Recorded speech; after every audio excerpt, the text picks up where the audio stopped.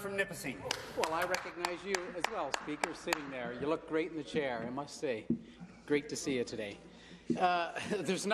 Where do you start to straighten them out, member from Sarnia? It's, the member from Beaches East York, that really was a colourful presentation. I have to give you Christmas credit points for that one. And unfortunately, it had very little to do with the member from Timmins James Bay's actual bill.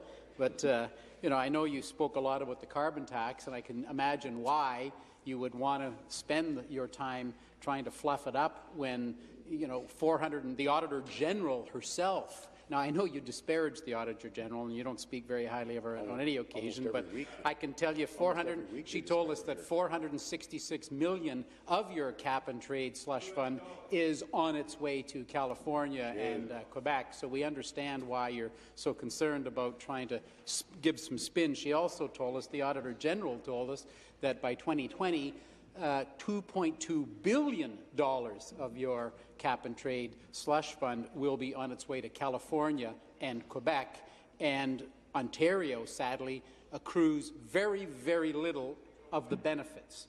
We don't have any greenhouse gas savings here beyond 20%, and we don't have any money. It's all going to California and to Quebec. So let's just be clear about that. But more to the issue of the member from Timmins James Bay who is talking about the price of gas. Look, I live in North Bay.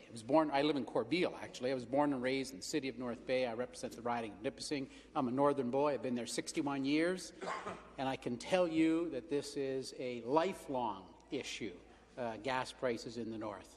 When we come to Queen's Park and we drive by a pump here and we look at it and have to do a double take and think, what the heck was that? I think I saw gas that's 10 or more cents a litre cheaper than what it was when I left home this morning. And so we know that there is a huge disparity in prices between Ontario's north, our north, Joe, and others, and southern Ontario. We know that. We understand that there is a huge disparity. But it's not just the fact that there's a disparity. What really makes this a big issue at home is the fact that in the north, we just don't have the same transit opportunities. And so we are unbelievably dependent and reliant on our vehicles to get from point A to point B. We don't have transit options. I live in a riding where I serve 11 mayors, 1 urban mayor in the city of North Bay and 10 rural mayors. The 10 rural mayors, not one of them has transit. There is no transit option.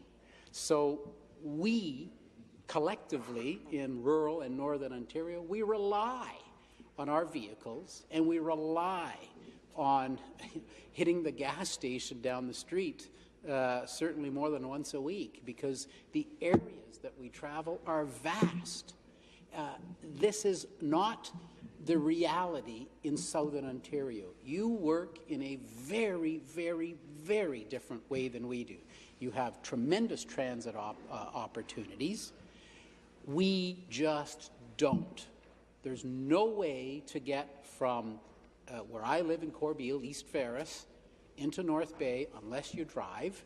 You could take a taxi. There is one Callander cab that will come out to where I live in East Ferris. They'll come from Callander and pick me up if I have to get to the airport for that 6:20 in the morning flight every once in a while. But that's still driving. So we depend on this. And to have this variation in fuel prices is hurtful to us. When you look at the cap-and-trade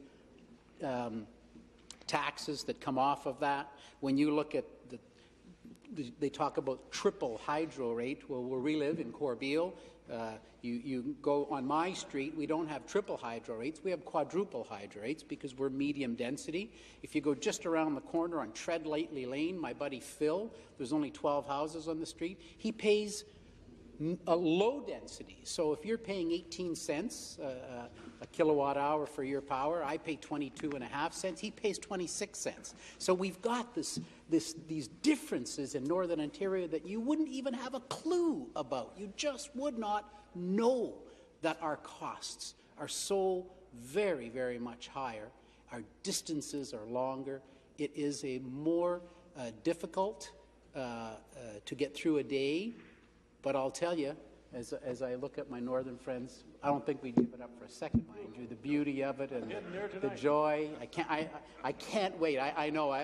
I'm leaving here in exactly 21 minutes to head home, and there is a certain amount of joy to it. But it really, we've seen that life for Northerners has become far more difficult under Kathleen Wynne's Liberals. We understand that. And we want you to acknowledge that. We want you to understand that that's why in our People's Guarantee you'll see tax cuts, hydro rate cuts, aviation fuel tax reversals, bringing back passenger rail. These are things that are so important to us in acknowledgement of the fact that our fuel prices are so much higher. And I thank you, Speaker, and I wish you and your family a Merry Christmas.